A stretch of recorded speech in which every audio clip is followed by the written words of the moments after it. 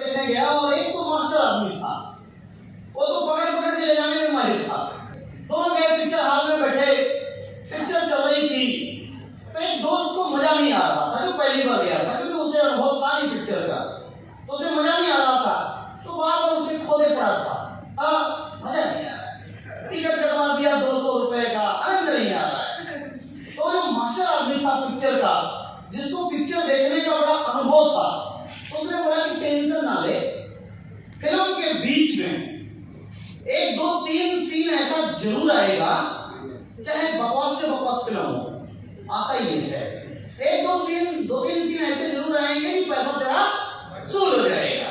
बैठा है, हेलो, इस घंटा 1.5 घंटे के अंदर 2, 4 सीन ऐसे जरूर आएंगे कि आपका भी पैसा 100 रुपए वसूल हो जाएगा। हेलो, तो बड़ा ही नहीं, बहुत सारे लोग कहते हैं कि ये मीटिंग फ्री में हो सकती थी, टिकट क्यों लगा, राइट ना? तो फ्री वाले की बात हो जाती है, फिर तो बाहर लोग मीटिंग करते गर्मी में। हाँ, ये एसी मिलता क्या?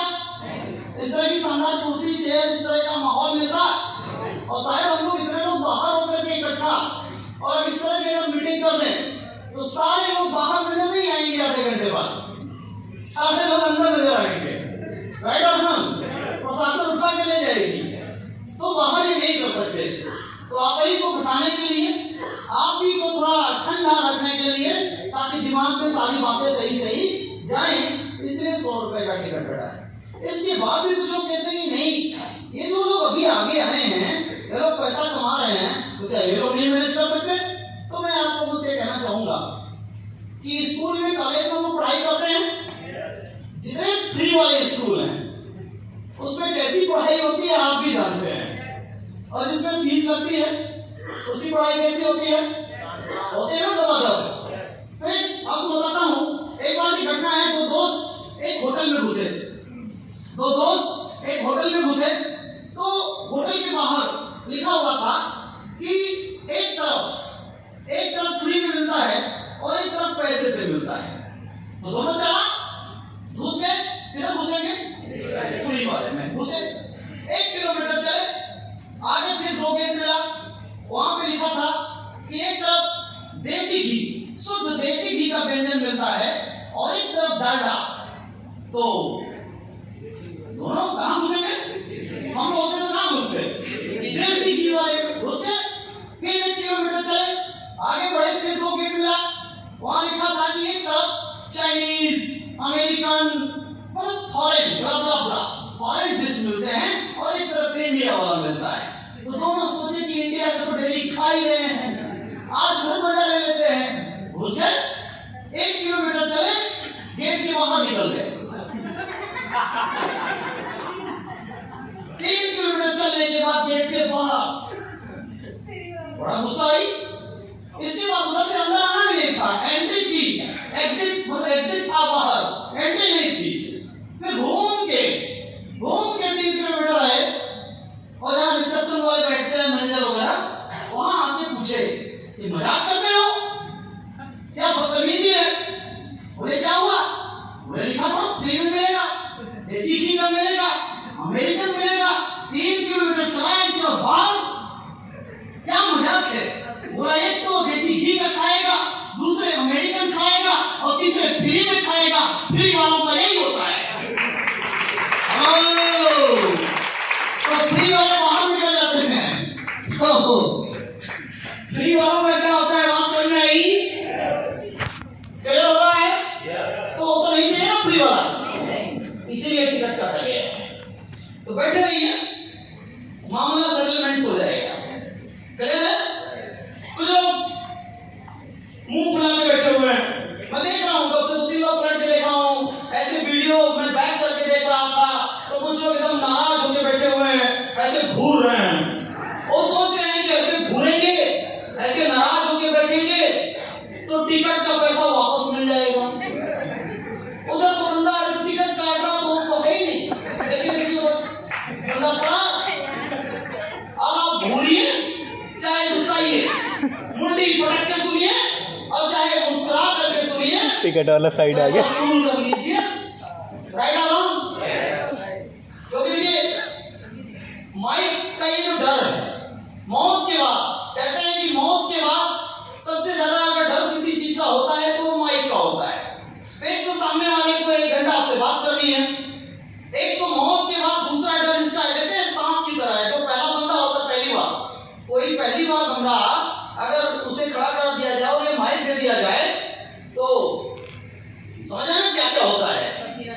हाँ, पेट में गुड़गुड़ाहट होती है, हाँ बीपी बढ़ जाता है, धड़कन उल्टा पुल्टा चलने लगता है, कहाँ फंस गए हो, होता है कि नहीं होता है साहब?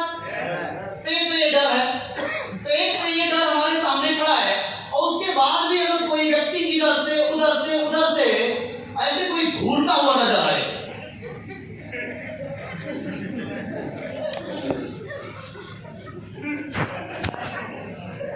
अब ऐसे में डर क्या होगा? अब जो बोलने वाला है तो पहले से डरा है और दूसरे उसकी डर और बढ़ जाएगी, तो कहीं मही कोई काम से छूट जाए तो सामने वाला बंदा ही गिर पड़े। तो कृपया ऐसे ना डराएं। थोड़ा अपने अगल बगल वाले को देख लीजिए, एक बार घूम करके मुस्कुराइए, थोड़ा मुस्कुराइए। Hello, are you excited? थोड़ा हंसिए, मुस्कुराइए, क्योंकि हंसने मुस्कुराने वालों के चेहरे बड़े शानदार लगते हैं और आप लोग इस शानदार बिजनेस में आए हैं तो शानदार बन करके बैठेंगे तो शानदार हो जाएगा। कहते हैं जो लोग हंसते हैं उनके घर बसते हैं, जो लोग हंसते हैं उनके घर बसते हैं और जो लोग आपस में टकराते हैं उनके घर टूट जाते हैं।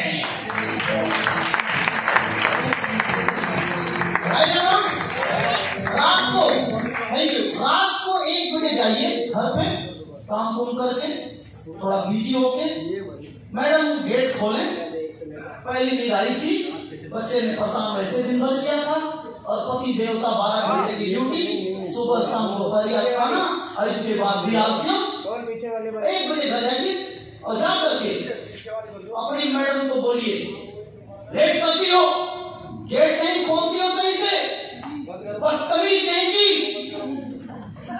बोलेगी कल मुँह 3 टाइम तेरे को खिला के। उसी के जगह पे दूसरी बात बोलिए, रात को आ रही है और दूसरी बात बोलिए कि वाह वाह, कैटरीना, करीना, बिपाशा सब फेल है तुम्हारे आगे, वाह you are nice looking beautiful. फिर वो पूछेगी हट जी आप तो ऐसे ही बोलते हैं।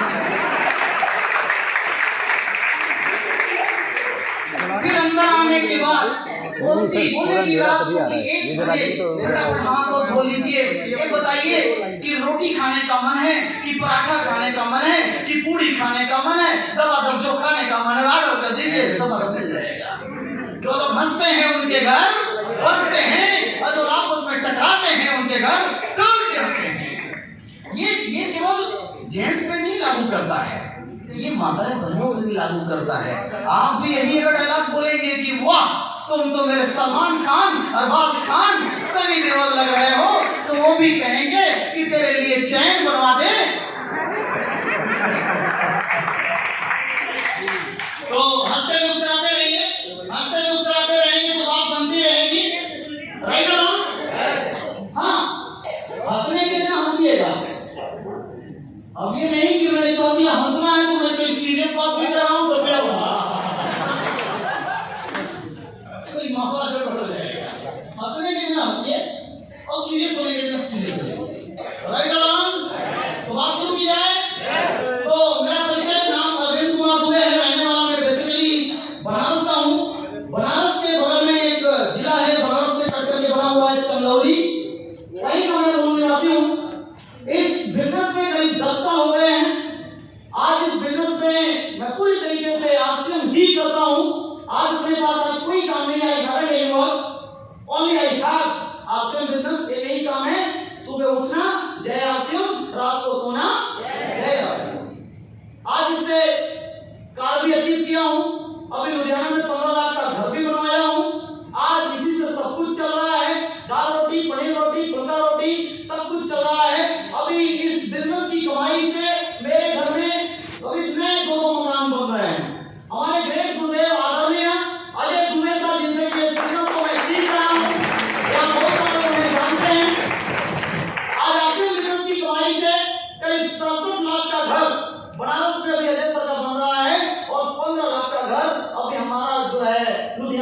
रहा है, लुधियाना से कुछ साथी आए हुए हैं, अगर झूठ बोलेंगे तो तुरंत पकड़ लेंगे, खड़े भी हो सकते हैं कि लड़के बोल रहे हो। हेलो, इस बिजनेस के माध्यम से मेरे घर में 3-3 कारें आई हैं। आज इस बिजनेस के माध्यम से सब कुछ चल रहा है दोस्तों, और बेहतरीन तरीके से चल रहा है। और कहते हैं कि अभी तो ये शुरुआत है, अभी तो एक पिक्चर का ट्रेलर देखते हैं ना, शुरुआत में पिक्चर बनती है तो 2 मिनट का ट्रेलर चलता है, तो अभी तो एक ट्रेलर है, अभी तो पूरी पिक्चर बाकी है। तो पढ़ाई लिखाई की मेरी बात करें तो I am post graduate from English. English से मैंने पीजी किया हुआ है, एमए, और 3 साल मैंने computer UP take Uttar Pradesh Kanpur से मैंने किया हुआ है। और 2006 से लेकर के 2012 तक आप जैसे लोग हमारे यहाँ आते थे, उनको मैं कंप्यूटर, इंग्लिश स्पोकन, ये सब क्लासेस करवाया करता था, अपना खुद का कंप्यूटर सेंटर चलाया करता था। 5 साल मैंने लुधियाना में 2012 से लेकर के 2016 साढ़े 4 साल मैंने लुधियाना में नौकरी भी किया है, वहां पे भी 30,000 सैलरी थी। और सन 2016 अक्टूबर महीना 2016, तो जल्दी कोई भूल ही नहीं सकता। बहुत बड़ा झटका लगा था, बहुत बड़ा झटका लगा था। कई लोग हार्ट अटैक कर रहे थे। मोदी जी ने उसी समय नोटबंदी किया था। अक्टूबर महीना मुझे इसलिए नहीं बोलता है, और उसके 7 दिन पहले मैंने नौकरी छोड़ा था, मैंने नौकरी रिजाइन किया था, और उधर मोदी जी ने बोला कि सारा बंद। जो हमारी माताएं बहनें कहा करती थी कि जहर खाने का पैसा नहीं है, वो लोग भी 5-5 हजार रुपया निकाल के देती, इसको जल्दी से सही कर दो। राइट और रॉन्ग? तो सारे जितने भी मोदी जी ने सही बोला था कि काले धन को बाहर लाना है, लाया भी नहीं लाया, सब काला धन बाहर आ गया। और पर्स में जो घुसा के हम लोग पैसा रखते थे, भगवान जी के नीचे घुसा के पैसा रखते थे, सारी 500 की 1000 2000 वाली नोट सब बाहर आ गई थी। पति का पोल खुल गया था, पत्नी का पोल खुल गया था, पड़ोसी का पोल खुल गया था, और कहीं लोग तो पोले ही हो गए। राइट और रॉन्ग? तो उसी समय मैंने नौकरी को छोड़ा था दोस्तों, और आरसीएम बिजनेस को फुल टाइम करना शुरू किया था। असली शुरुआत आरसीएम बिजनेस से मेरी 2013-14 से हुई। शुरुआत में तो 2-3 साल मैंने ड्रामा ही किया। मेरे बड़े भाई साहब ने इसमें मेरा ज्वाइनिंग करा दिया था। शुरू में वो लोग कहते थे जय आरसीएम, तो मैं कहता था आरसीएम फारसीएम। लोग कहते थे कि आरसीएम से कार आएगी, तो मैं कहता था कि आरसीएम बेकार है, बेकार है, बेकार है, बेकार है। लेकिन हमारे अपलाइनों ने समझाया कि बेटा आरसीएम बेकार नहीं, आरसीएम में लंबी लंबी बड़ी बड़ी लग्जरी कार है। और आज उन कारों का मजा हम लोग ले रहे हैं, और आप भी करेंगे तो बहुत मजा आएगा। आज 7 लाख रुपए से लेके 5 लाख रुपए से लेकर के 2 करोड़ 62 लाख की भी कार आरसीएम वालों ने लिया है। हेलो, तो शुरुआत को बहुत गड़बड़ था, लेकिन अब तो पूछना नहीं है। जिस बिजनेस से मैं भागा करता था, आज उसी बिजनेस को भाग के कर रहा हूं, भाग के। अभी 8 तारीख से मैं निकला हूं घर से इस बिजनेस को बड़ा करने के लिए, और लौट करके जाऊंगा 21 तारीख को। हेलो, आज बहुत सारे लोग जो आरसीएम बिजनेस से भागा करते थे, आज लोग भाग के कर रहे हैं इस बिजनेस को।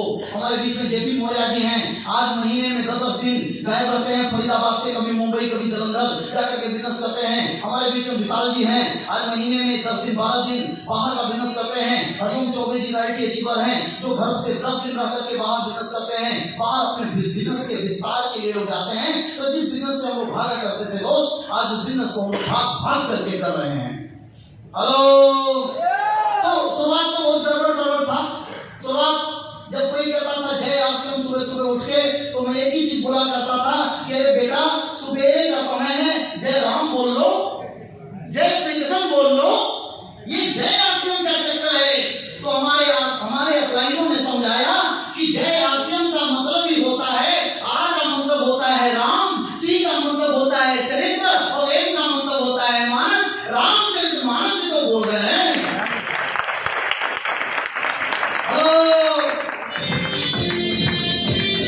फिर हमारे कुछ अपलाइनों ने बताया कि आर का मतलब रोज, सी का मतलब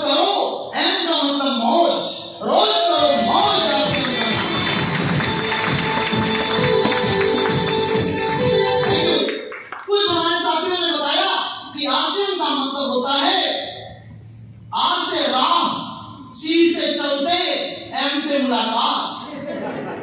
जा रहे हैं मेट्रो स्टेशन, 1 घंटे का समय है, उसी रास्ते में किसी दोस्त का घर पड़ गया, गेट खटखटाया, बैठ सकता हूं क्या? कहेगा नहीं, बोलेगा बैठ जा। क्या करते हो, कैसा चल रहा है, आप पूछेंगे ना, फिर वो क्या करेगा? वो भी पूछेगा क्या कर रहे हो, कैसे चलता, यही तो बताने आया हूं, सुन ले। Hello, thank you. तो आपसे हम बड़ा ही आसान है, बस क्या है कि लोगों ने इसको कठिन बना दिया है, लोगों ने इसे कठिन बना दिया है। अगर आप किसी भी काम को सीख करके करेंगे, जानकारी लेकर के करेंगे, तो हर कुछ आसान है, और बिना सीखे करेंगे, बिना जानकारी लिए करेंगे, तो हर कुछ मुश्किल है। हमारे गुरुदेव आदरणीय डी कुमार जी, जो कि यूनियन बैंक में कैशियर हुआ करते थे, और आज 12 साल हो गया उनको भारत सरकार की कैशियर की नौकरी को छोड़ दिए, वो बड़ा बढ़िया बोलते हैं कि पानी में डूबने वाला भी हाथ पैर मारता है, पानी में डूबने वाला भी हाथ पैर मारता है, और पानी में तैरने वाला भी हाथ पैर मारता है। डूबने वाला ज्यादा चिल्लाता है, ज्यादा चीखता है, और ज्यादा चिल्लाने चीखने के बाद भी डूब करके मर जाता है, और एक दूसरा चिल्लाता नहीं है, चीखता नहीं है, तरीके से हाथ मारता है, अपने बच जाता है, बल्कि दो चार को बचा करके निकाल करके ले जाता है। तो तरीके से किसी भी काम को यदि हम तरीके से करेंगे, तो वो काम हमें सफलता दे देगा दोस्तों। Right sir? यस। तो आज से हम बिजनेस बड़े उतार चढ़ाव रहे, तो आइए हम लोग एक स्लाइड आपके सामने दिख रहा है साहब? ये थोड़ा नीचे दिख रहा है कि ठीक है? ठीक है। ये कुर्सी डिस्टर्ब तो नहीं कर रही है? पीछे तक दिख रहा है? नहीं दिख रहा है? थोड़ा ऊपर, तो मामला समझ में आ जाएगा। आवाज सब लोग सुन लेते हैं? कितने लोग ध्यान से सुन लेते हैं? आप रहिए, कितने लोग ध्यान से सुन लेते हैं? अपनी ऐसे अंगुली करिए, अंगुली ऐसे करिए, अपनी अंगुली को उठा करके ठुड्डी पे रखिए, ठुड्डी पे। अब चेक करिए कि ठुड्डी कहाँ है, और किसने गाल पे हाथ रखा है, ठुड्डी किधर है जी? ठुड्डी किधर है? हाथ किधर है? हमने बड़ा ध्यान से किसी लोग सुनते हैं। तो ठुड्डी, अब एक बार अंगुली उठाइए, अब ठुड्डी पे रखिए। हाँ, आप देखिए सब लोगों ने रख लिया है। मतलब हम बोल जो रहे हैं उसको सुनना है, राइट सर? चलिए आइए हम लोग बात करते हैं। टुडे नहीं सुन रहा है, लोचा हो गया। आओ, हिंदुस्तान है, जो मामला फिट हो गया तो ठीक है, नहीं तो समझ ही नहीं आ रहा। चलिए साहब, थोड़ा सा हम ध्यान चाहेंगे आप लोगों का, कृपा करिए, आप लोग यहीं पे बने रहिए, बहुत आनंद आने वाला है। 1 घंटे के अंदर ये मेरा दावा है कि इस हॉल के अंदर आप आम बन करके आए थे, लेकिन इस मीटिंग एंड होने के बाद आप इस हॉल के अंदर से आम बन करके नहीं, खास बन करके निकलेंगे, खास बन करके निकलेंगे। तो welcome all future diamond in Faridabad. Arvind Dubey आपका स्वागत करता है। और अभी आपने यहाँ पे देखा बहुत सारे ओपनर, ईगल, रनर, विनर साथी आए। उन लोगों ने, किसी ने अपनी इनकम 10,000 बताई, किसी ने अपनी इनकम 20,000, 50,000, और टोटल इनकम 5 लाख और 7 लाख, और जेपी मौर्य जी ने लाखों रुपए बताई। Right sir? मैं भी अपनी इनकम बताऊं, मेरे घर में करीब दोनों भाइयों को मिला करके, दोनों भाई हम लोग एमॉल्ड हैं। मेरे जो गुरुदेव हैं, हमारे ग्रेट गुरु, जिनसे मैं इस बिजनेस को सीखता हूँ, जिनकी उंगलियों को पकड़ करके मैं बचपन में भी चला और आज से मैं भी चलता हूँ। यहाँ पे सैकड़ों लोग मुझे जानते हैं, हमारे ग्रेट गुरुदेव, हिंदुस्तान की बहुत बड़ी शख्सियत, हिंदुस्तान में आज जिनका डेट लेकर के लोग इंतजार करते हैं, मुस्कुराता हुआ चेहरा, शानदार पर्सनालिटी, मिस्टर आदरणीय अजय दुबे सर। आज मैं उनसे इस बिजनेस को सीखता हूँ, और उनका और मेरा टोटल इनकम अगर मिला दिया जाए अपने घर में आ चुका है। 2 करोड़ रुपया बड़ा कम लग रहा है ना, कम है। 200 लाख रुपया आ चुका है।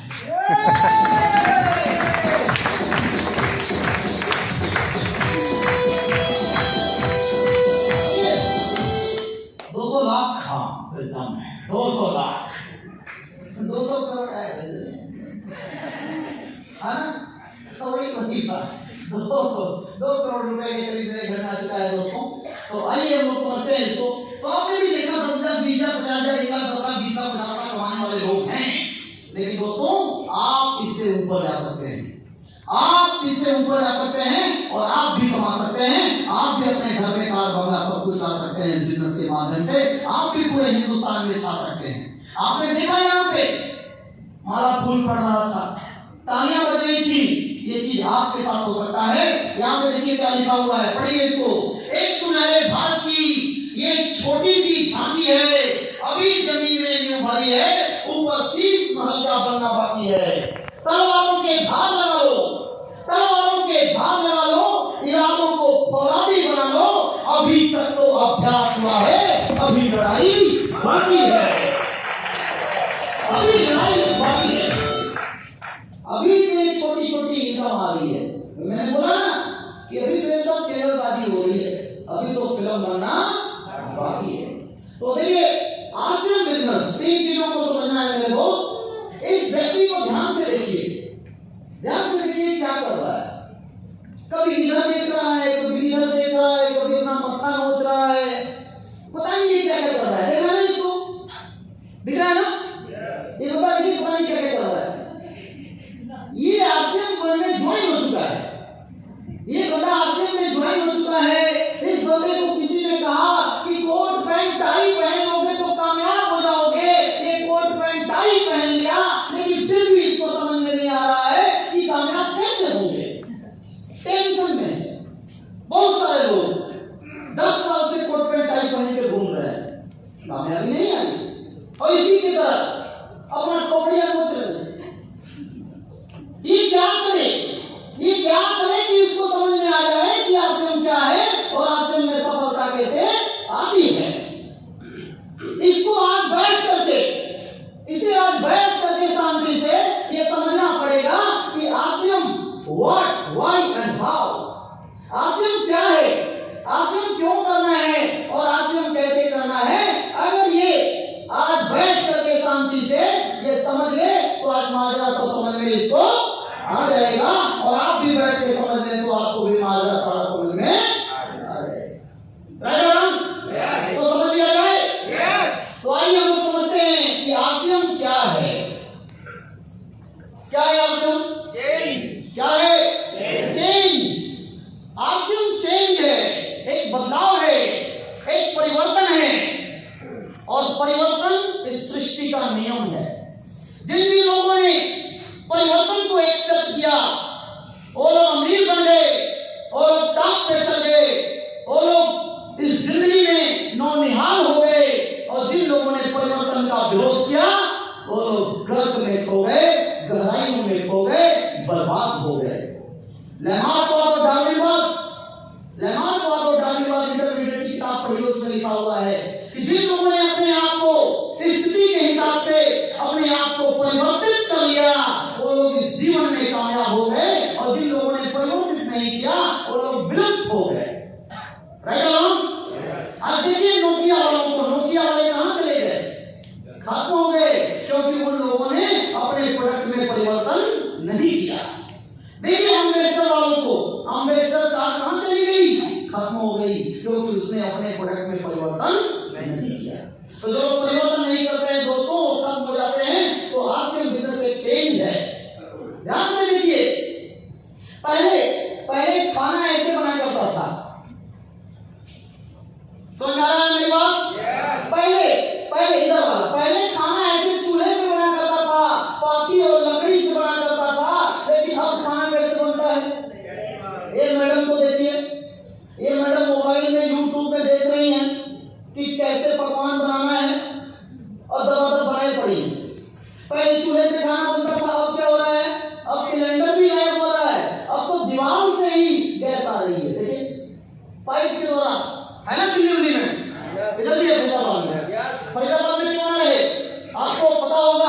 फरीदाबाद पूरे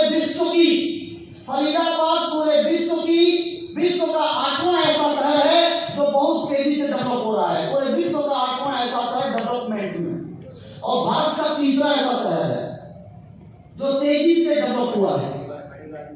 हेलो, तो पहले ऐसे चला करता था दोस्तों। पहले इसको ध्यान से देखें, पहले शादी ब्याह यात्रा हम लोग जब भी करते तो ऐसे करते थे, बैलगाड़ी चला करती थी, बैलगाड़ी में हम लोग रख करके दूर दूर जाया करते थे। शादी ब्याह बैलगाड़ी के द्वारा हुआ करती थी, राइट और रॉन्ग? यस। और बाद में आज कैसे हो रहा है? आज यात्रा कैसे हो रही है? AC bus, metro, car, ship, plane, हवाई जहाज। दुनिया बदल रही है, नहीं बदल रही है? और बदलती हुई दुनिया में जो बदलेगा वो विकास करेगा। यस और नो? यस। पहले ऐसे मार्केटिंग हुआ करती थी, गड़बड़ झाला मार्केट। मार्केट का नाम होता था गड़बड़ झाला मार्केट, और फिर भी वहां पे लोग खरीदते जाते हैं बाला। पहले ही बता दिया है कि गड़बड़ है, इसके बाद भी लोग जा रहे हैं। पहले मार्केटिंग ऐसे हुआ करती थी, छोटे छोटे बाजार हुआ करते थे, छोटी छोटी दुकानें हुआ करती थी, उसमें पतले पतले संकरे रास्ते हुआ करते थे, एक के ऊपर एक चढ़ जाया करते थे, उसी में किसी का पॉकेट मार दिया जाता था। लिखा होता था कि जेब कदमों से सावधान। हेलो, और मार्केटिंग कैसे हो रही भाई साहब? ऐसे बड़े बड़े बिग बाजार, मॉल ऐसे ऐसे बन गए, राइट और रॉन्ग? बदलाव हो रहा है कि नहीं हो रहा है? आज से बिजनेस क्या है? एक चेंज है। ये देखिए, पहले 200 सालों से ये मार्केटिंग चल रही थी। पहले ऐसे मार्केटिंग होती थी, कैसे? हम दुकानदार होते थे, दुकानदार के पास जाते थे, सामान लेने हम कस्टमर हुआ करते थे। वो थोक से लेता था, वो डिपो से लेता था, वो एजेंट से लेता था, वो कंपनी से लेता था। 100 रुपए का प्रोडक्ट बनता था, 50 रुपए टीवी वाले लेते थे, 40 रुपए बीच में जाता था। 100 रुपए का प्रोडक्ट 200 रुपए का कस्टमर को मिलता था, महंगा मिलता था, नहीं मिलता था, नुकसान होता था। लेकिन अर्थशास्त्री ने बोला कि इस बाजार में ग्राहक को ठगा जाता है, महंगा नकली नुकसान उसको झेलना पड़ता है, इसलिए बिचौलियों को हटा दिया गया, और एक तरफ कंपनी को और एक तरफ कंपनी को कस्टमर को मिला करके कस्टमर का नाम डिस्ट्रीब्यूटर रख दिया गया, और बीच में कंपनी ने जगह जगह दुकानें खुलवा दी। जो 100 रुपए का सामान 190 का पहले वाले मार्केट में मिला करता था, आरसीएम के माध्यम से वही 100 रुपए का सामान 145 रुपए में मिलने लगा। इसी को बोलते हैं डीएसएम, डायरेक्ट सेलिंग मेथड, और हिंदुस्तान में इसी का नाम रखा गया आरसीएम।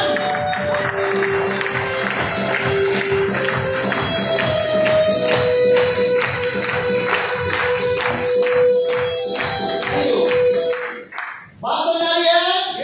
आरसीएम क्या है? डायरेक्ट सेलिंग मेथड है, डायरेक्ट, राइट सर?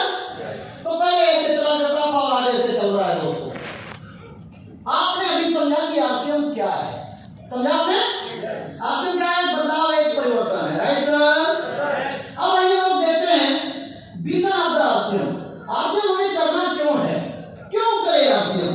बहुत सारे लोग बोलते हैं कि मेरी नौकरी ठीक है, मेरी ठेकेदारी ठीक है, मेरा खेती बाड़ी ठीक है, मेरी तो दुकान ठीक है।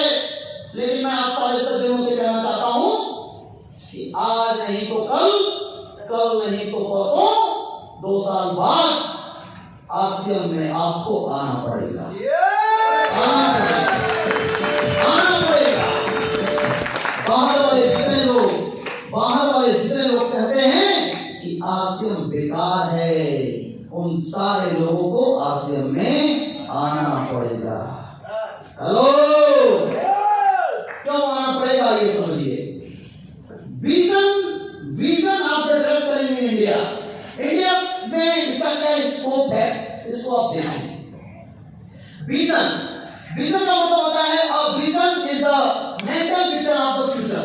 भविष्य का एक ऐसा भविष्य में एक ऐसा पिक्चर जो हमारे दिमाग में बैठ जाए और हम उसके लिए काम करें, और जब वो समय आए तो हम अमीर बन जाएं, राइट सर?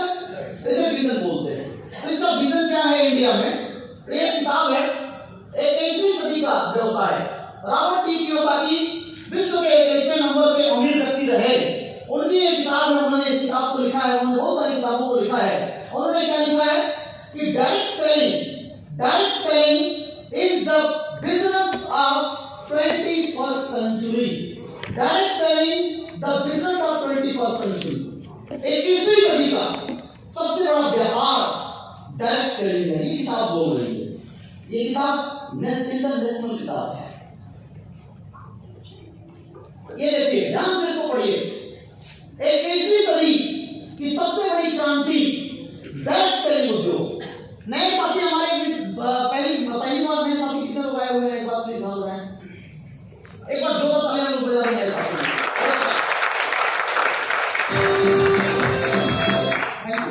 पुराने साथियों में हो सकता है कि ये स्लाइड देखा हो पहले, लेकिन नए साथियों से मैं रिक्वेस्ट करना चाहूंगा कि ध्यान से देखिए, इसको दिमाग में बैठाइए और थोड़ा सा ये जो झुंझुना है ना मोबाइल, अभी बता रहे थे जी, इसको थोड़ा सा बंद रखिए।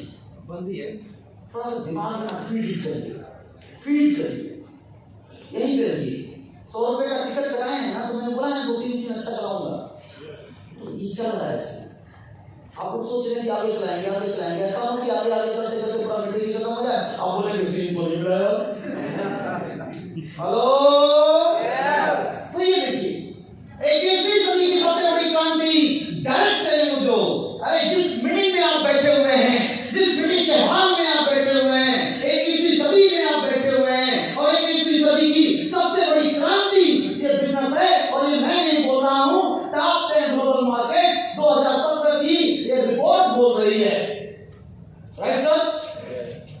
आगे देखिए, विश्व के 23 देशों में होता है दुनिया का 93% डायरेक्ट सेलिंग कारोबार।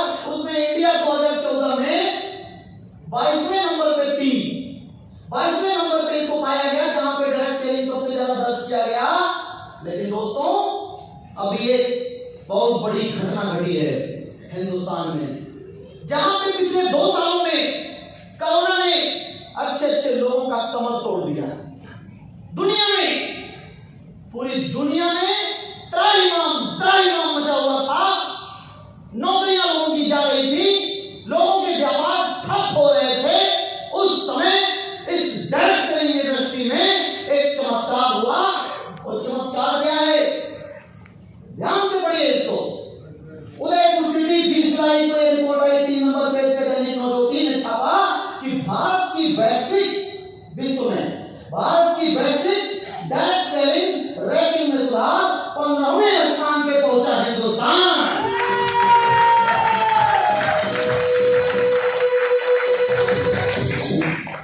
बहुत सारे लोग कहते हैं हमारे यूपी में, क्योंकि मैं पूर्वांचल का हूं, बहुत सारे लोग कहते हैं कि ये ब्याह हमसे आपसे ना हुई हो, मत करा हो, बाद में अपन मतवाट हो गया। अरे दोस्तों, इसी फरीदाबाद में, इसी एरिया में आज के 10 साल पहले 200 रुपया गज जमीन थी, पैसा था, नहीं लिए। और आज वे लोग बोलते हैं काम ले लिए होते तो आज करोड़ों की संपत्ति होती, नहीं लिए। अच्छा किए,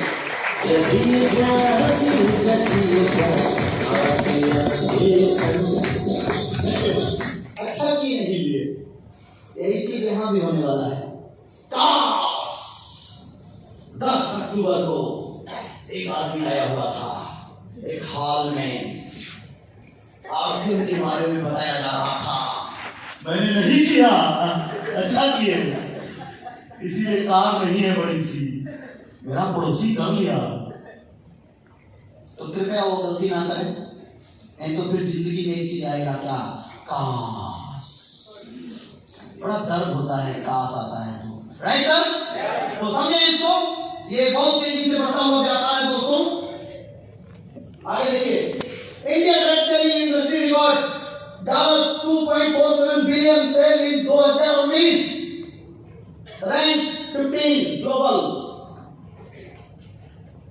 और एक न्यूज अभी 3 महीना पहले और आई हुई है, India coming 12th position in world.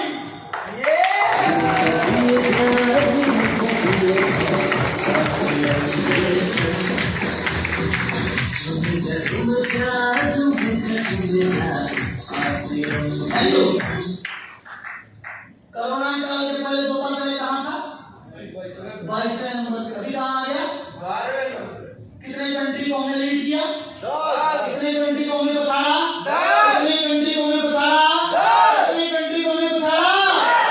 अरे 2 साल के अंदर अगर हम 10 कंट्री को पछाड़ सकते हैं तो आने वाले 2 साल के अंदर हम अमेरिका को भी पछाड़ सकते हैं। होने वाला है। 2-4 लोगों के मानने ना मानने से कुछ भी नहीं होता। राइट और रॉन्ग? भारत में जब टीवी आई तो लोगों ने विरोध किया। टीवी चला कि नहीं चला? मोबाइल आया तब भी विरोध हुआ। मोबाइल चला कि नहीं चला? चला कि नहीं चला? आरसीएम भी चलेगा। चलेगा नहीं? दौड़ेगा। दौड़ेगा नहीं? उड़ेगा। उड़ेगा। ये देखिए ग्लोबल हेल्थ रैंक में इंडिया में अभी इस साल 12.1% का ग्रोथ करके उसका जो लाइन है 16% ये ऊपर की तरफ जा रहा है। वहीं पे अमेरिका जो सबसे टॉप पे रहा वो -0.4% का इसका ग्रोथ रहा, मतलब माइनस में रहा। अभी एक रिपोर्ट की आई हुई है, इसको ध्यान से देखें। अब हमारा देखिए, हम इंडिया वाले लोग हैं, हम लोग नंबर 1 है कि नहीं है? हम लोग जल्दी किसी काम को छेड़ते नहीं, और छेड़ते हैं तो उसे फिर कभी हमारे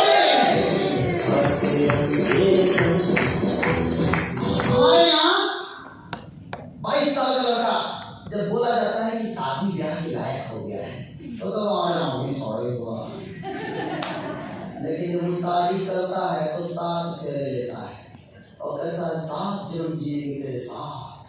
भले घर वाली एक ही जन्म में करे, कल मैं करा अगले जन्म में साथ में, लेकिन वो कहता है तेरे साथ 7 जन्म जिएंगे। पंडित जी लोग 7 बार फेरा निभाते हैं और 7 वचन दिलाते हैं।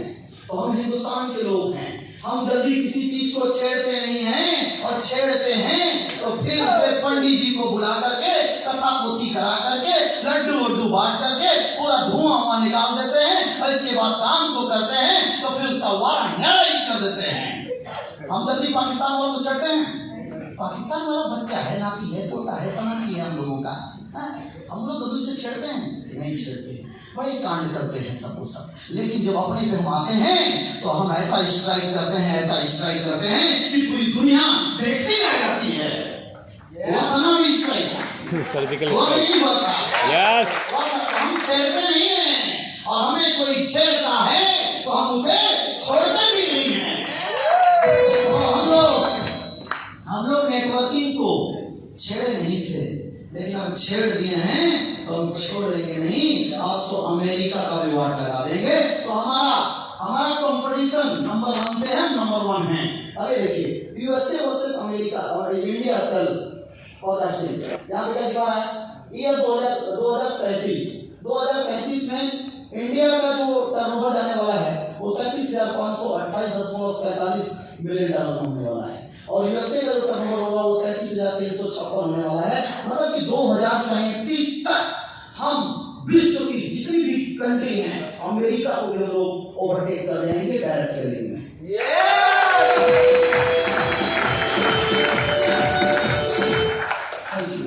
अब बहुत सारे लोग बोलते हैं कि सर अगर हमें करना ही है, आप तो डायरेक्ट सेलिंग की बात कर रहे हैं, तो अगर हमें करना ही है तो इंडिया में बहुत सारी कंपनियां हैं, ब्ला ब्ला ब्ला ब्ला, ये कंपनी वो कंपनी ये कंपनी वो कंपनी गिनाते हैं ना, तो हम उसे क्यों न करें? उसे इसलिए नहीं करना है क्योंकि ऊपर ध्यान से पढ़िए क्या लिखा हुआ है। आरसीएम ही क्यों करना है? कोई नहीं है टक्कर में, क्यों पड़े हो चक्कर में। ये देखिए, आरसीएम का ये जो डंडा है सबसे लंबा है। आरसीएम का ये जो डंडा है ये टर्नओवर में इंडिया में सबसे लंबा है। Fashion shooting private limited RCM का जो टर्नओवर भी पिछला वो था 1700 करोड़ का था। उसके बाद ये बहुत पुरानी कंपनी, इसका 1658 में ये बहुत पुरानी कंपनी, इसका इतना था, इसका इतना था, ये मेरा कोई बनाया हुआ नहीं है। Source print balance sheet with register of companies government of India.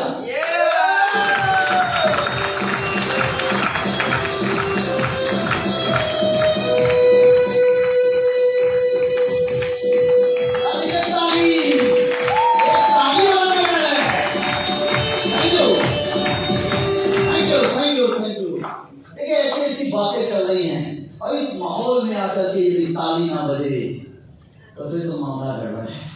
बहुत सारे लोग ताली पता नहीं क्या क्या सोच के बजाते हैं। कुछ लोग पड़ोसी को देख के बजा रहे होंगे कि इधर भी बजा रहा है, इधर भी बजा रहा है, तो मैं भी बजा लेता हूँ। ताली ताली मैं बताऊँ किस लिए बजाई जाती है? कहते हैं कि जिंदगी में कभी खुशी तो कभी गम होता है, जिंदगी में कभी खुशी तो कभी गम होता है। तालियां वही बजाते हैं जिनके बाजुओं में रंग होता है।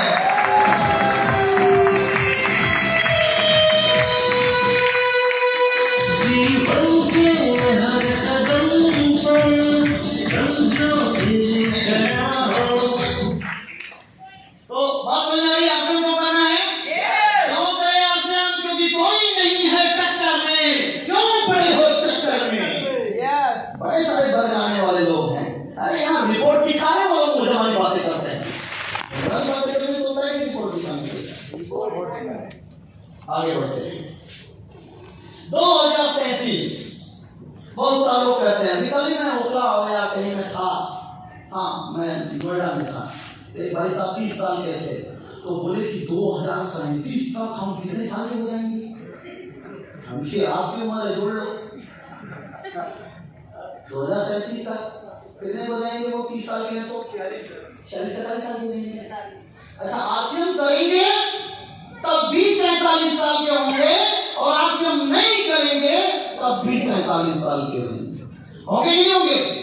लेकिन आरसीएम 2037 तक इंडिया में बहुत बड़ा स्कोप है। डायरेक्ट सेलिंग 37,528.47 मिलियन डॉलर का टर्नओवर होने वाला है। आरसीएम करेंगे तब भी 60 साल के होंगे, और आरसीएम नहीं करेंगे तब भी 60 साल के होंगे। आरसीएम के साथ और आरसीएम के बिना जीवन में जमीन आसमान का फर्क होगा। आइए देखते हैं आरसीएम करेंगे तो क्या मिलेगा। करेंगे तब भी 60 साल के होंगे, और ना करेंगे तो बैठ के लग जाएगा, पीछे रहेंगे। क्यों होंगे? आरसीएम करेंगे तो देखिए जिधर मैं खड़ा हूं ना, इधर वाले आप रहेंगे, और आरसीएम नहीं करेंगे तो इधर वाले। आरसीएम नहीं करेंगे तो इधर वाले, और आरसीएम करेंगे तो इधर वाले होंगे। 5 से 20 साल यदि आप आरसीएम के साथ चलेंगे, अपने अपलाइनों को, जो आपके ग्रेट गुरु हैं, जो आपके अपलाइन हैं, उनकी बातों को मानते रहेंगे, सिस्टम को फॉलो करते रहेंगे।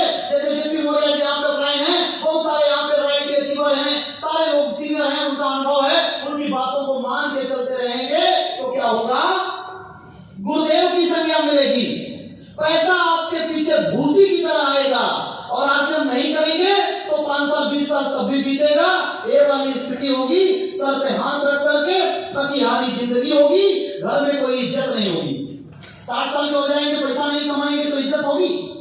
पैसा कमाने पे तो इज्जत होती नहीं है, तो नहीं कमाएंगे तो पता नहीं घर से भगा देंगे। राइट और रॉन्ग? तो क्या करना चाहिए? इधर इधर इधर रहना चाहिए, इधर इधर मैं हूँ, इधर रहना चाहिए, उधर रहना चाहिए? किधर? वहां रहना नहीं, किधर? किधर? इधर? क्या बात है। आरसीएम करेंगे, दूसरा साइड देखिए, आरसीएम करेंगे 5 साल 20 साल, तो ये देखिए, ये बंदे को देखिए ध्यान से, पैसा उड़ा रहा है, पैसा उड़ रहा है। अगर आरसीएम करेंगे तो बड़े नेटवर्क के मालिक होंगे, पैसा भागेगा आपके पीछे पीछे, और आप होंगे आगे आगे। शहर के रईस व्यक्ति होंगे आरसीएम करेंगे तो, और नहीं करेंगे तो इधर दादाजी हैं, दादाजी देखिए 55 साल के हो गए, चश्मा लगा लिए, बाल पक गया, इसके बाद में बेचारे पैसे के लिए क्या कर रहे हैं? मक्खाबाजी कर रहे हैं। 60 साल की उम्र में भी संघर्ष कर रहे हैं, और पैसे के पीछे उम्र भर भागना पड़ेगा। मौका मिले तो किधर रहना चाहिए? इधर की उधर? किधर? किधर? अगर नहीं बोले जिनका हाथ नहीं उठ रहा, मैं देख रहा हूँ, जब माइक में कम है लेकिन इतनी भी नहीं है कि देखना पाऊँ। किधर रहना चाहिए?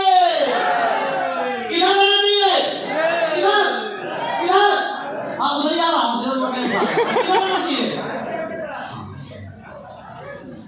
आरसीएम करेंगे तो बड़े नेटवर्क के मालिक होंगे, पैसा आपके पीछे पीछे होगा। आप देखिए अगला साइड, आरसीएम करेंगे 5 साल 20 साल, तो इस तरह की जीवन होगी।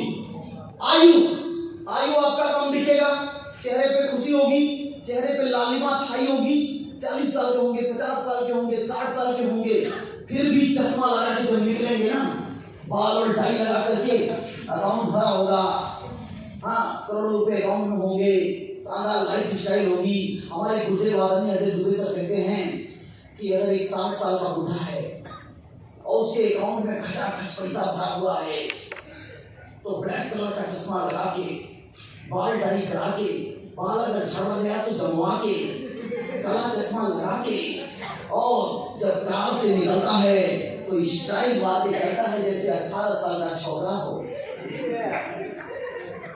और 18 साल का छोकरा जिसका अकाउंट खाली हो,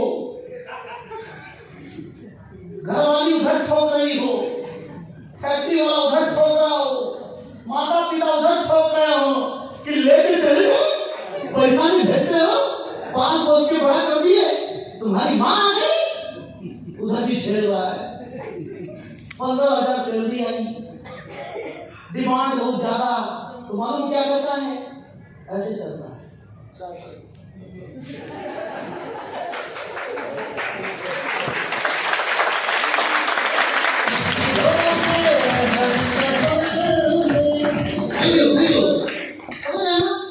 वो 18 साल 20 साल का अकाउंट खाली है, क्या है भगवान उठा लेते हैं हमको, दुनिया से लगाने का बोझ है, बोझ उठा ले हमको। हेलो, मौका मिले तो कैसी जिंदगी चाहिए, आयु कम चाहिए, चेहरे पे चमक चाहिए, गुड हेल्थ। आयु कम का मतलब मत समझिएगा, मतलब कि ज्यादा आयु में भी कम दिखें, ये कहना चाह रहा हूं। कुछ लोग ना उल्टा पकड़ लेते हैं, एक होता है तर्क, एक होता है भीतर, एक होता है कुतर्क। कुछ लोग कुतर्की लोग होते हैं। एक स्टोरी सुनाऊं, एक बड़ी घटना है। एक भाई साहब थे, 2 बोतल पी लिए। 2 बोतल पीने के बाद एक मंदिर के सामने गए और मंदिर के सामने जाकर के बोले कि ए पुजारी बता ये मंदिर किसकी है और इस दुनिया में सबसे बड़ा कौन है?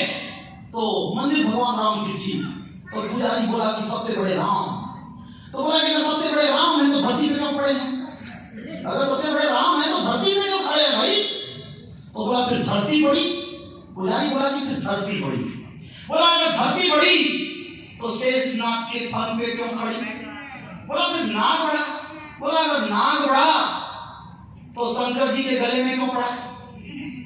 देखते हैं ना, जो लेने वाले होते हैं बंदे वैसे ही बोलते हैं।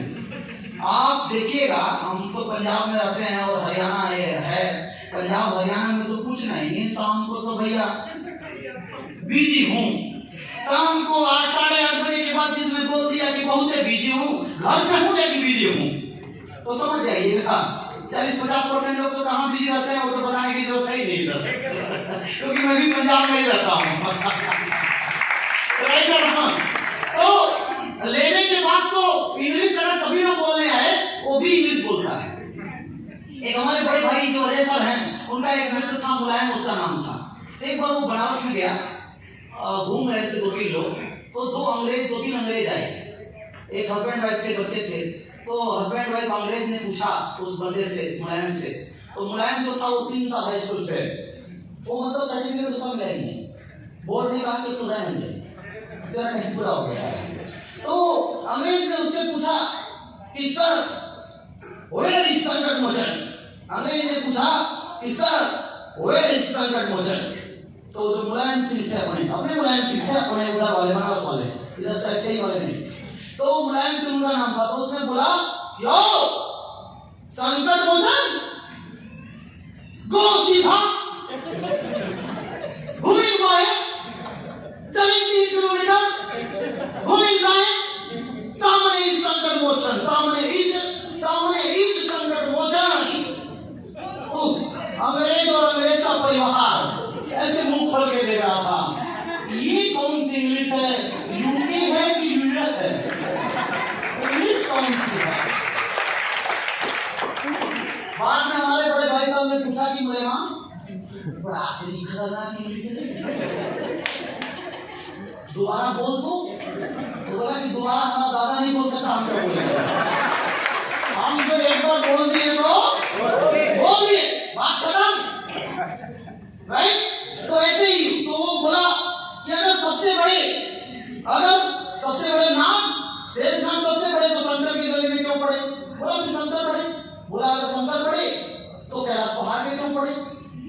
फिर कैलाश पहाड़ था। बोला अगर पहाड़ था तो हनुमान जी के हाथों में क्यों खड़ा? बोले हनुमान बड़े। बोला अगर हनुमान बड़े तो भगवान राम के चरणों में क्यों पड़े? बता। तो बोला कि बोले भगवान राम बड़े। बोला फिर चलूं? बोले एक टाइम था। बोला फिर चलूं? बोला तू रहने दे, ये तू ही बता दे कि इस दुनिया में सबसे बड़ा कौन? तो बोला मैं बड़ा। बोला तू कैसे बड़ा? बोला 2 बोतल खाली करने के बाद भी अपने पैरों पे खड़ा।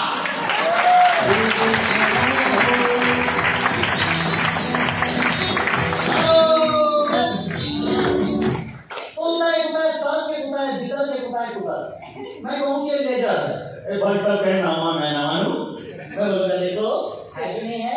ना मैं ना मानू।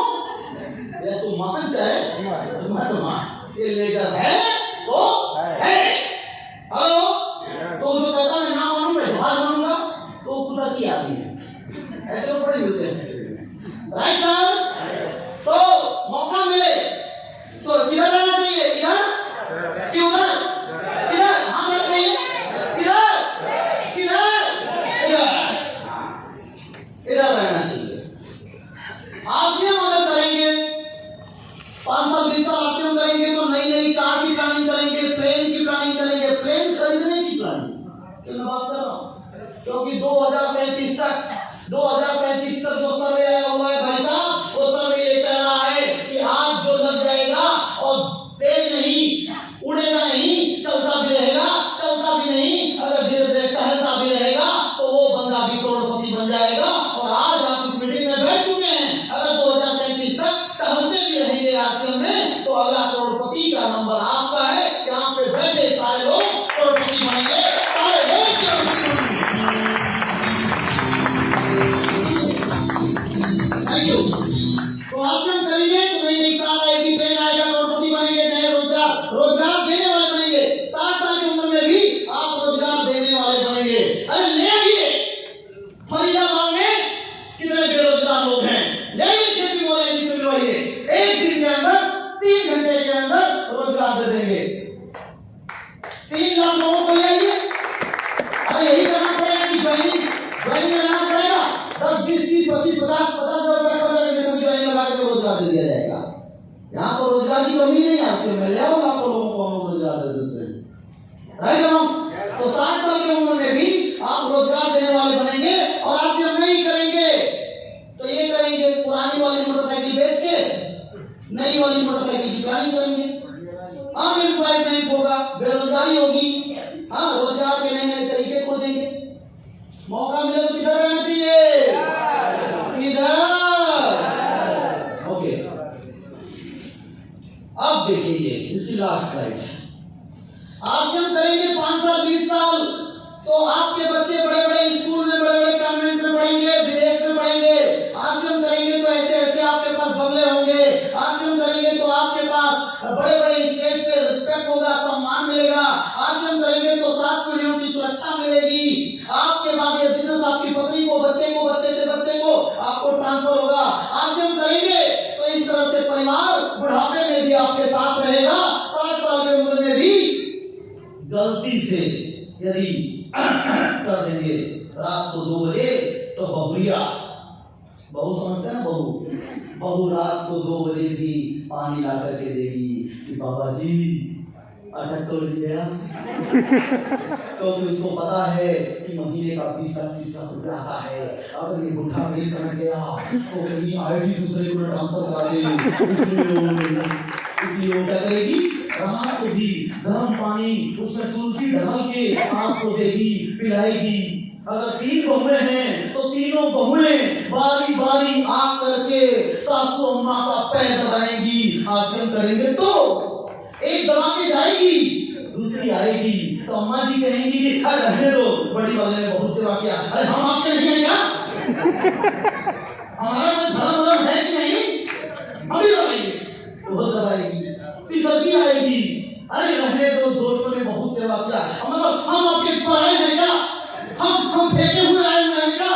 हम कूड़े से आए हुए हैं क्या? हमारे पिताजी ने थोड़ा सा कम दहेज दिया तो हम आपका सेवा नहीं करेंगे क्या? बहुत दबाएगी। और जब अम्मा जी 3 बहुरिया से पैर दबाएंगी तो और मजबूत हो जाएंगी और लंबा जिएंगी। आप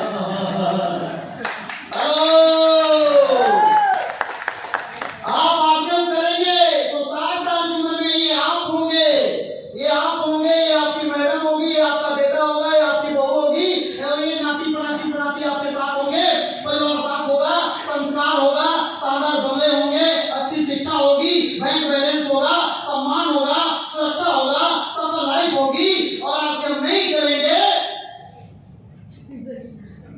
हाथ में पति देव जी के भी एक ठगुनी होगी और आपके हाथ में भी एक ठगुनी होगी। डरा हुआ, थका हुआ, उदास, हताश, निराश, अकेलापन, दर्द भरा बुढ़ापा होगा दोस्तों। क्योंकि अगर आप प्लेटफॉर्म नहीं बनाएंगे, आप अगर प्लेटफॉर्म नहीं बनाएंगे तो आपके बच्चे को हरियाणा छोड़ करके मुंबई, दिल्ली, कलकत्ता और कनाडा जाना पड़ेगा पैसा कमाने के लिए। लेकिन अगर बुढ़ापे में भी अगर 50 लाख रुपए की अगर इनकम आपकी होगी, 2037 तक आपकी अगर 25-50 लाख रुपए इनकम होगी तो कोई पागल हुआ है? आपके बेटे को ऑफर मिलेगा कि बेटा आप राजा कनाडा में 5 लाख की नौकरी देता हूं, तो बोलेगा कि 5 लाख की नौकरी गई, तेल लेने। घर पे हमारे पिताजी को हर महीने 50 लाख आता है। सोने का अंडा देने वाली मुर्गी को छोड़ करके कनाडा नहीं जाएगा, आपके साथ रहेगा बेटा, बहू आपके साथ रहेगी, बच्चे नाती पोता पनाती आपके साथ रहेंगे। और जब नाती पनाती सनाती को खिलाएंगे 60 साल 70 साल की उम्र में, तो उम्र तो ऐसे ही बढ़ जाएगी। अब बताइए 60 साल के बाद पैसा सब बंद हो जाएगा, आना जाना बंद हो जाएगा, घुटना कमजोर हो जाएगा, आंख कमजोर हो जाएगा, बुढ़ापा आ जाएगा, बाल कम जाएगा, घुटना कमजोर हो जाएगा, शरीर कमजोर हो जाएगा, किडनी धमनी कमजोर हो जाएगा, लीवर काम नहीं करेगा। तो बताइए डंडा तो अपना सही से उठना नहीं, और आपको सिलेंडर उठा करके छत पे ले जाना होगा तो क्या होगा? सोचिए बच्चे सारे गए विदेश कमाने, पैसा कमा रहे हैं और आप बुढ़ापे में सिलेंडर उठाना पड़े आपको। और सिलेंडर उठा के आपकी मैडम बोलेंगे, ये मैडम बोले ए जी नीचे से थोड़ा सिलेंडर ऊपर ले आता था, तो खड़े दांत कोई बचा नहीं, क्या करें, कैसे आए? या तो पैसा हो तो मंगवा लीजिए ऊपर, या तो बेटा हो तो उससे मंगवा लीजिए। पैसा भी नहीं, बेटा भी नहीं, क्योंकि हमने तो कोई ऐसा प्लेटफॉर्म बनाया ही नहीं। राइट और रॉन्ग? कौन सी जिंदगी चाहिए? मौका मिले तो इधर वाली या इधर वाली? इधर वाली। एक बार खड़े होके भाई, इधर वाली, खड़े होके इधर वाली, इधर वाली, इधर वाली चाहिए, इधर वाली। थैंक यू, धन्यवाद। आप लोग हमारे कहने पे खड़े हो गए, मैंने आप लोगों को कष्ट दिया। हमने इसलिए सोचा कि आप लोग थोड़ा सा बैठे थोड़ा सा सुस्ती आ गई होगी, तो थोड़ा सा इसलिए हमें खड़ा करा दिया। किधर वाली चाहिए? ओके, तो इसलिए आसन करना है दोस्तों। आसन करेंगे तो इस तरह की शानदार लाइफ स्टाइल मिलेगी। अभी आप देखें ना, यहाँ पे पोदार जी थे, देखिए उनको माला पहना करके सम्मानित किया गया। मैं लुधियाना में रहता हूँ, बहुत सारे लोगों को नहीं जानता हूँ, लेकिन मैं जब गेट पे आया, यहाँ आया तो देखिए सम्मान मिला। ये जो छोटे मोटे सम्मान हैं, बड़े बड़े सम्मान मिलते हैं। पूरे हिंदुस्तान में आपको सम्मान मिलेगा। अगर ये बड़ी बड़ी ट्रॉफियां आपके बराबर ट्रॉफियां आपको मिलेंगी दोस्तों। इस तरह से आप होंगे, आपकी पत्नी होगी, आपके बच्चे होंगे, बड़े स्टेज पे आप आएंगे, लोग आपका फोटोग्राफी करेंगे, ऑटोग्राफी करेंगे, आपको सेलिब्रेट किया जाएगा। तो कैसी जिंदगी चाहिए?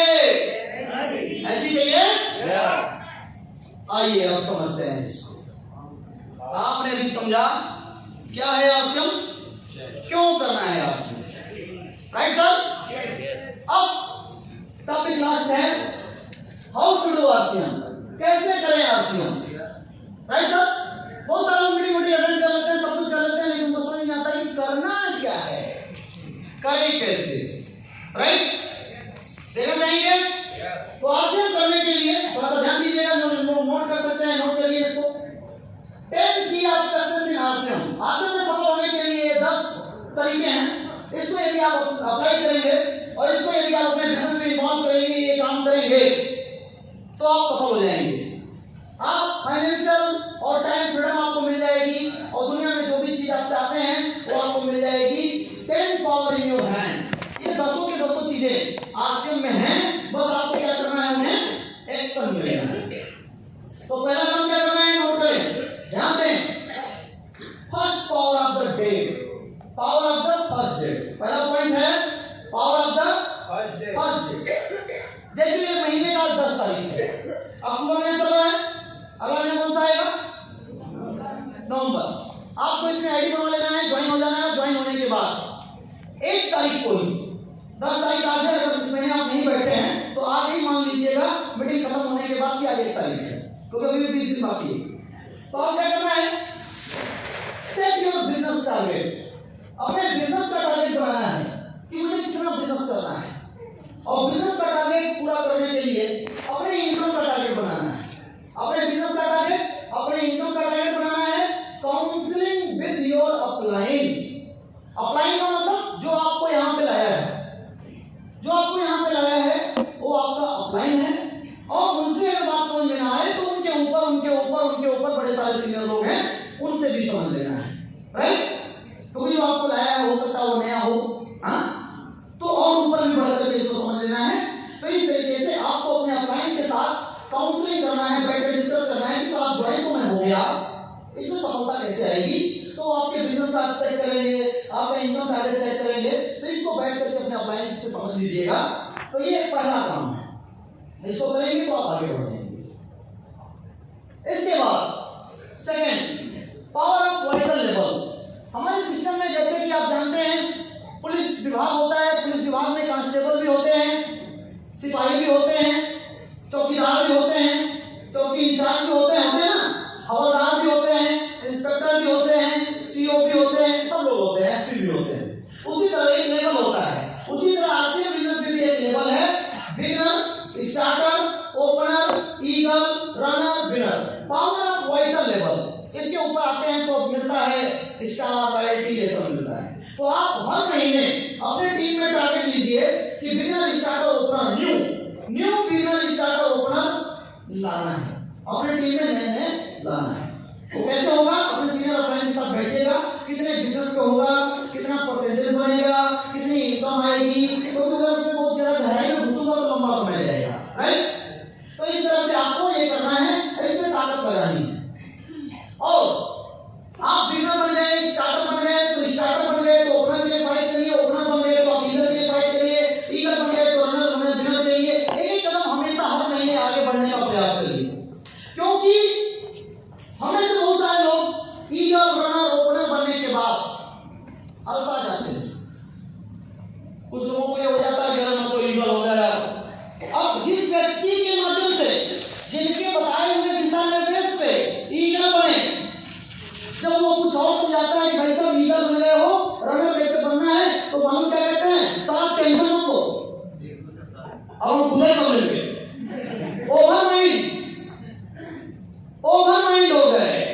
कॉन्फिडेंस अच्छी बात है, लेकिन ओवर कॉन्फिडेंस बड़ी बुरी बात है। कॉन्फिडेंस जिसके पास होता है वो ऊंचाइयों पे जाता है, लेकिन जो ओवर कॉन्फिडेंस हो जाता है वो ऊपर से गया हुआ व्यक्ति भी नीचे धड़म से गिर जाता है।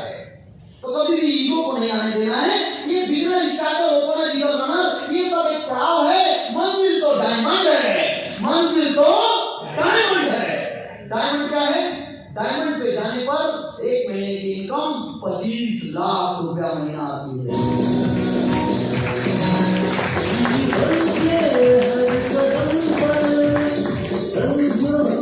Thank you. तो देखिए ये लेवल है, और यहाँ कोई हार नहीं होती है, कोई हार नहीं है। आरसीएम में कभी भी हार नहीं होती। आरसीएम में या तो सीखना है या तो जीतना है। जैसे तो बहुत सारे लोग, मान लीजिए किसी साथी ने मीटिंग को बैठा, एक्साइटेड हो गया कि अब मैं इसको करूंगा, और उसने टारगेट किया कि मैं रनर पे अचीव करूंगा, मैं स्टार बनूंगा, और वो स्टार नहीं बन पाया। और वो मान लीजिए कि विनर बन गया। वो कहां था पहले, मान लीजिए वो ईगल पे था, वो विनर बन गया, स्टार नहीं बना। तो बताइए वो बंदा जीता कि हारा, आगे बढ़ा कि पीछे गया। तो यहाँ पे कभी हार नहीं होती है दोस्तों, या तो यहाँ पे सीखना है या तो यहाँ पे जीतना है और आगे बढ़ते जाना है। तो ये सेकंड पावर है वाइटल। इसके बाद पावर ऑफ डिस्प्ले वॉल। तीसरा पॉइंट है डिस्प्ले वॉल। अपने घर में, अपने बरामदे में इस तरह का एक रैक वगैरह बनवा करके आरसीएम का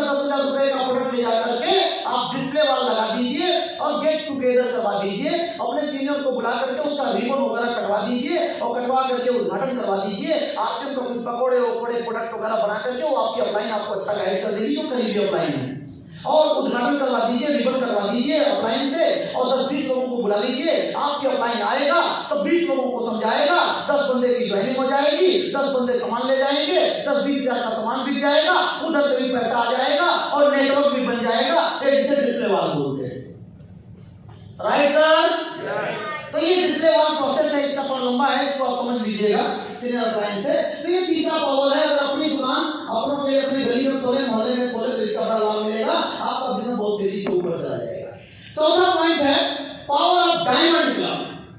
डायमंड बनना है, अगर 25 लाख रुपए महीने की इनकम चाहिए तो देखिए दुनिया में अगर आप क्रिकेट के खिलाड़ी बनना चाहते हैं तो क्रिकेट क्लब ज्वाइन करना पड़ेगा, यदि फुटबॉल के खिलाड़ी बनना चाहते हैं तो फुटबॉल क्लब ज्वाइन करना पड़ेगा, यदि आप सिंगर बनना चाहते हैं तो सिंगिंग क्लब ज्वाइन करना पड़ेगा।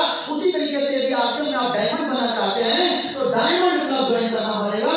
बनो डायमंड, बनाओ डायमंड। सफलता के शिखर पर जाने का एक सबसे अच्छा रास्ता है डायमंड क्लब करना पड़ेगा। डायमंड क्लब क्या है? 5000 बिजनेस वालों का सामान प्रति माह अपनी आईडी पे खरीदना और बेचना है, राइट सर? और कुछ लोग कहते हैं कि सर 5000 बीवी का मतलब हो गया 10,000 रुपए का सामान कैसे बेच पाएंगे?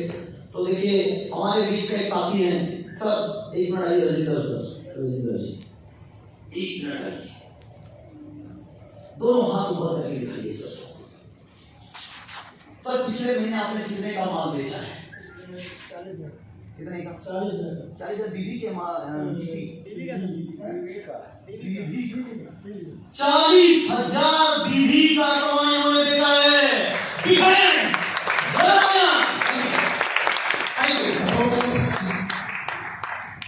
ये अगर 40,000 का बेच सकते हैं तो हम लोग भी बेच सकते हैं।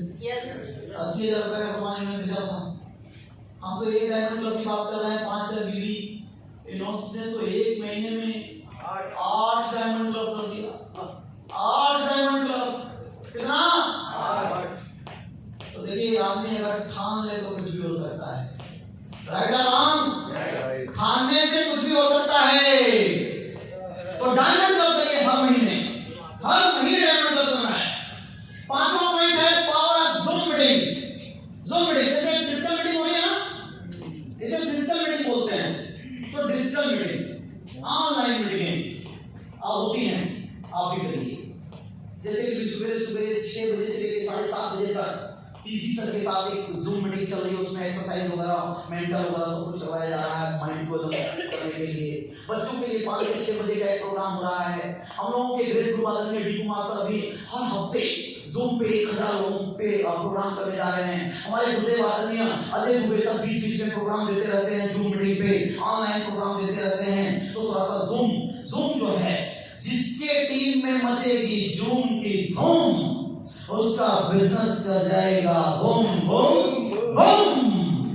बिजनेस को बूम करना है तो ये जूम का भी धूम मचाइए, और फिजिकल तो आप कर ही रहे हैं, करते रहिए। इसके बाद छठा पॉइंट है power of the technology. Power of the technology, technology का सहारा लीजिए। टेक्नोलॉजी का मतलब कि आपके अगर कार पंचर हो गई तो एक तरीका है कि 4 लोगों को बुलाइए, उठवाइए और क्या करिए, चक्का चेंज करिए।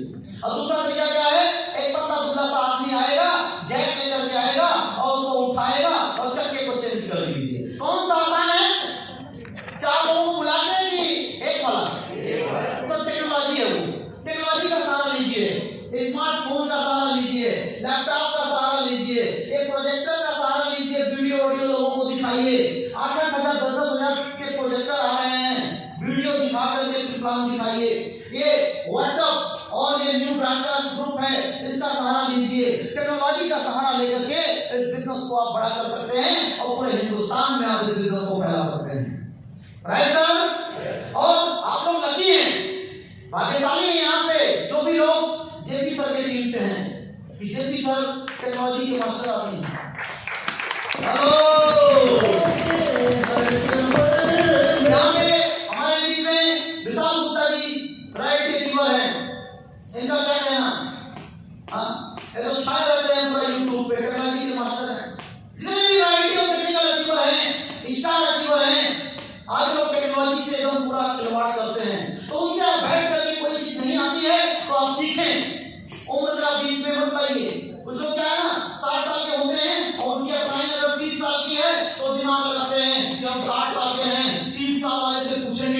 कहीं इज्जत न चली जाए।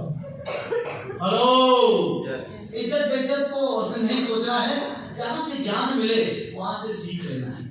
Right sir?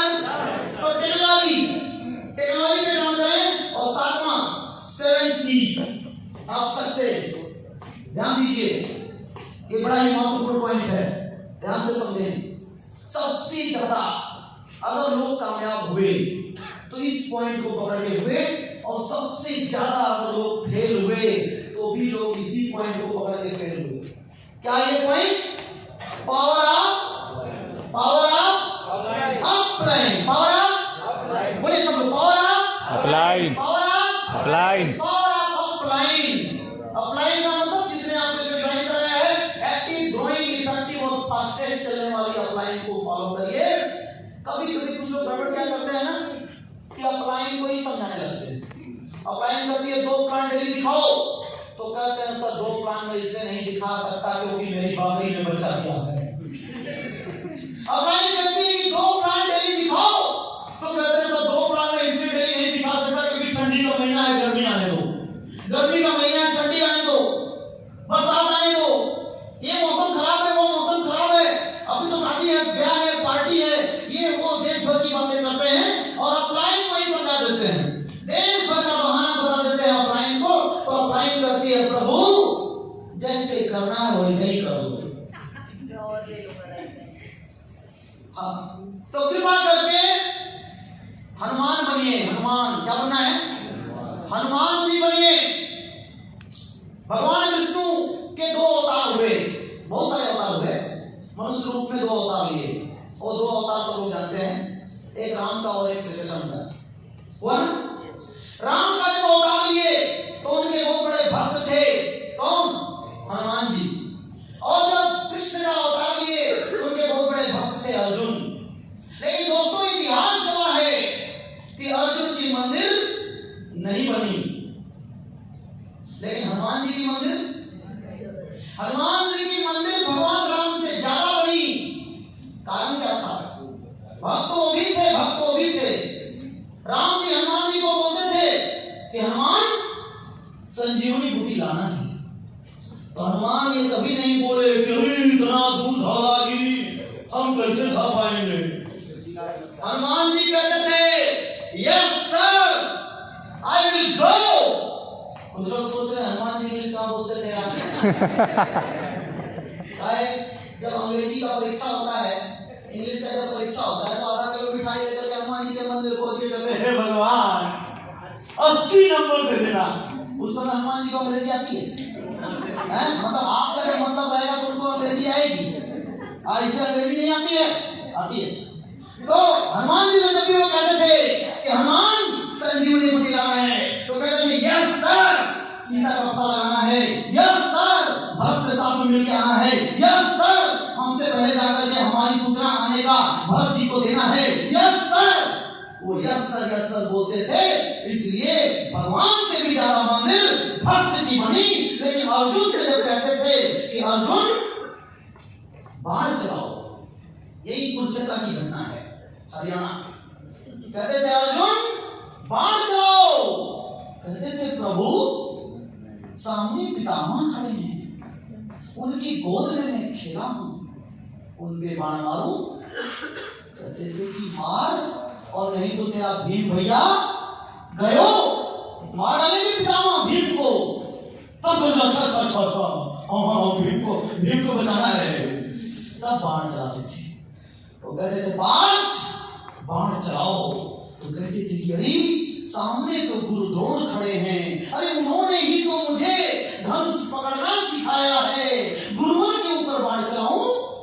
बचपन में जिससे धनुष चलाना सीखा, तो कहते थे मार नहीं तो तेरी पूरी सेना खत्म हो जाएगी और अधर्म की जीत हो जाएगी, और धर्म हार जाएगा, अधर्म की जीत हो जाएगी। तब बाण चलाते थे। हर बात में इफ, बट, लेकिन, किंतु, परंतु करने के बाद करते वही थे जो करना था। तो भैया अगर करना वही है जो करना ही है, तो इफ, बट, लेकिन, किंतु, परंतु क्यों करना? हनुमान बन जाओ, कामयाबी आ जाएगी। हनुमान बन जाओ,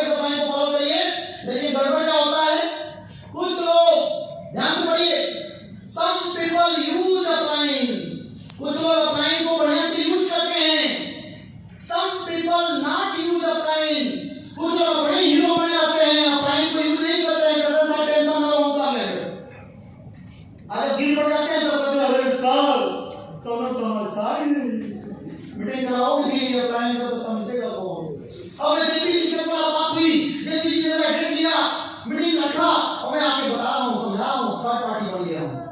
अब ये बोलते हैं सब रहने दो, आपकी जरूरत नहीं है, मैं खुद ही कर लूंगा। कर लो, बाद में कहेंगे कोई सुनता ही नहीं, समय रहा तो सुना ही नहीं। तो ये गलती कृपया ना करें, अपलाइन का सही यूज करें। कुछ लोग नॉट यूज करते, यूज ही नहीं करते हैं। और सम पीपल मिसयूज अपलाइन, कुछ लोग अपलाइन का मिसयूज करते हैं। लास्ट डेट पे, महीना पर बात नहीं करेंगे, और लास्ट डेट पे 30 तारीख को सर हाँ बोलो सर, मेरा ना 3000 बीवी से छूट रहा है सर, तो क्या करूं सर? 1000 बीवी कटवा देते ना तो हमारा हो जाएगा। ठेका लिए हैं? हेलो, इसको कहते हैं अपलाइन को मिसयूज करना, राइट ना? अपलाइन इसलिए नहीं है, अपलाइन गाइडलाइन है, अपलाइन गाइडलाइन है। अपलाइन का ज्यादा सहयोग लेंगे तो आप धन बन जाएंगे। अपलाइन का गाइडलाइन लीजिए, अपलाइन से मीटिंग मांगिए, अपलाइन से अपने लोगों का ट्रेनिंग करवाइए। अपलाइन से बीवी थोड़ी मांगना है, लेकिन हम लोग अपलाइन से बीवी मांगते हैं। सर बीवी दे देंगे, बीवी मतलब कुछ खराबी हमारे को करवा दिया, हमारा हो जाए, मतलब उसे ज्वाइन भी कराया, उसने आपको सिखा भी दिया, उसने सब कुछ कर दिया, फिर वो आपको एक टाई भी मांग लीजिए अपलाइन से कि सर एक टाई भी दे दीजिए, एक कोट पैंट भी दे दीजिए सर, अपनी वाली कार भी दे दीजिए सर, अपना वाला लेबर भी दे दीजिए सर। हम क्या करेंगे? तो ये लोग अपलाइन में क्या करते हैं? मिसयूज करते हैं। तो don't misuse your upline, only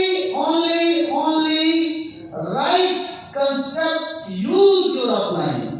अपने अपलाइन को सही तरीके से यूज करें, बिजनेस बढ़ा जाएगा, राइट? तैयार हैं?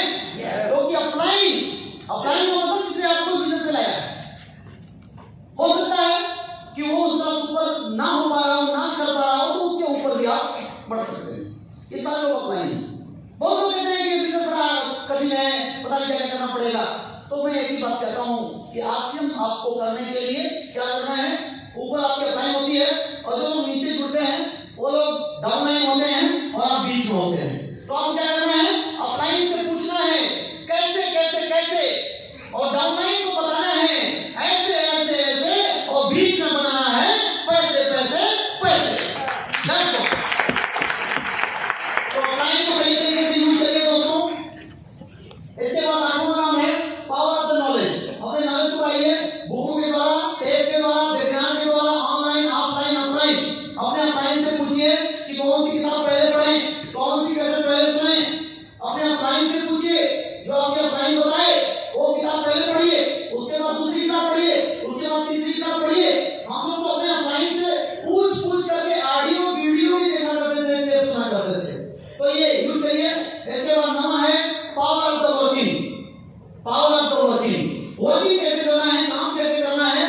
There are 3 type worker. यहाँ पे नेटवर्क मार्केटिंग बिजनेस में जब लोग ज्वाइन होते हैं तो 3 प्रकार के लोग मिलते हैं, 3 तरीके से काम करने वाले लोग मिलते हैं। कुछ लोग कैसे काम करते हैं? कैसे करते हैं सब? फुल टाइम कुछ लोग काम करते हैं, कुछ लोग क्या करते हैं? पार्ट टाइम काम करते हैं। जैसे हमारे जेपी मौर्य जी हैं, हरिओम चौबे जी हैं, विशाल जी हैं, राकेश जी हैं, बहुत सारे सीनियर साथी हैं, रजिंदर सर हैं, रंजन जी हैं, बहुत सारे साथी यहाँ पे हैं कि जो लोग फुल टाइम आरसीएम करते हैं। साहब आरसीएम फुल टाइम करने वाले कितने लोग हैं जो दिन रात आरसीएम करते हैं? वेरी गुड, ये लोग ठीक है। कुछ लोग पार्ट टाइम आरसीएम करते हैं, 2 घंटा 3 घंटा, 2 घंटा 3 घंटा, 2 घंटा 3 घंटा, उनका टाइम सेट है। 8 से 11, 8 से 11, 8 से 11, 8 से 11, 8 से 11, 8 से 11, 8 से 11, 8 से 11, 8 से 11, 8 से 11, 8 से 11, 8 से 11, 8 से 11, 8 से 11, 8 से 11, 8 से 11, 8 से 11, 8 से 11, 8 से 11, 8 से 11। कितने लोग करते हैं? डेली 3 घंटा, डेली 3 घंटा, 2 घंटा, डेली 3 घंटा, डेली कितने लोग करते हैं? ये लोग भी ठीक हैं, ये लोग भी ठीक हैं। कुछ लोग ये तीसरे प्रकार के होते हैं। समटाइम कभी करते हैं, कभी रुक जाते हैं, कभी करते हैं, कभी रुक जाते हैं, कभी करते हैं, कभी रुक जाते हैं, कभी शादी में चले जाते हैं, कभी पार्टी में चले जाते हैं, कभी बर्थडे में चले जाते हैं। किसी के बर्थडे में जाते हैं तो तब तक बैठे रहते हैं जब तक कि खा पी के नहीं आएंगे। हेलो, कभी कहते हैं कि शादी घर में है, सब 2 महीने बात करेंगे, कभी कहते हैं कि सब ब्याह घर में है, सब 2 महीने बात करेंगे, कभी ये हो गया, कभी वो हो गया। गया, कभी करते हैं, कभी रुक जाते हैं, कभी 3 दिन करते हैं, कभी 30 दिन करते हैं, कभी ना करते हैं, कभी गायब हो जाते हैं, कभी फिर प्रकट हो जाते हैं। जैसे ब्रह्मा जी प्रकट हो जाते हैं, एकाएक फिर आ जाते हैं। कुछ लोग ऐसे होते हैं जो मार्च और सितंबर में मिल जाते हैं। मार्च और सितंबर में हम भी टारगेट लेंगे और मार्च और सितंबर में टारगेट पूरा करने के बाद फिर अंदर ध्यान रहते हैं, अंदर ध्यान गायब हो जाते हैं, फिर वो 6 महीने बाद ही मिलते हैं। तो ऐसे लोगों को उनकी अपलाइन और उनकी डाउनलाइन एक बड़ा बढ़िया नाम दे देती है, क्या? बरसाती। ये हमने नहीं बोला, हमने नहीं बोला, हमने तो खाली बरसाती बोला है। हम कुछ और बोलने वाले थे, हम तो बोलने वाले थे बरसाती से, लेकिन आप राइट सर। तो कभी करते हैं, कभी रुक जाते हैं, कभी करते हैं, कभी रुक जाते हैं। ये होते हैं सम टाइम। अगर आप फुल टाइम करते हैं ठीक है, वेरी गुड। यदि आप पार्ट टाइम करते हैं वेरी गुड, राइट। और यदि आप सम टाइम करते हैं तो run. Some time work, some time stop, some time work, some time stop, some time work, some time stop. इनका जानते हैं डायमंड कब आएगा? इनका पता है डायमंड कब आएगा? कभी नहीं। इनका डायमंड कभी नहीं आएगा। एक पार्ट टाइम वाले का फुल टाइम वाले का आ जाएगा। लेकिन जो लोग सूर्याय करते हैं, सूर्य सोचते हैं, सूर्य नहीं सोचता है सूर्याय रुक के। हाँ, वो आप देखें, एक ट्रेन, 2 ट्रेन होती है, एक बिजली वाली ट्रेन होती है और एक ट्रेन होती है धुआं वाली, कोयले वाली। तो कोयला वाली ट्रेन जब रुक जाती है, जब उसको स्टार्ट करना पड़ता है, क्या करती है? वो बाहर धुआं छोड़ती है, धुआं स्टार्ट होती है, फिर चलना शुरू करती है, फिर रुक जाती है, फिर धुआं छोड़ती है, फिर रुक जाती है, फिर धुआं छोड़ती है। उसके इंजन खराब होने की संभावना ज्यादा होती है। और जो इलेक्ट्रॉनिक वाली है स्मूथली चलती है। तो ये ठीक करेंगे, रुकेंगे करेंगे तो कोयले वाला इंजन बन जाएंगे और लगातार चलेंगे तो डायमंड बन जाएंगे।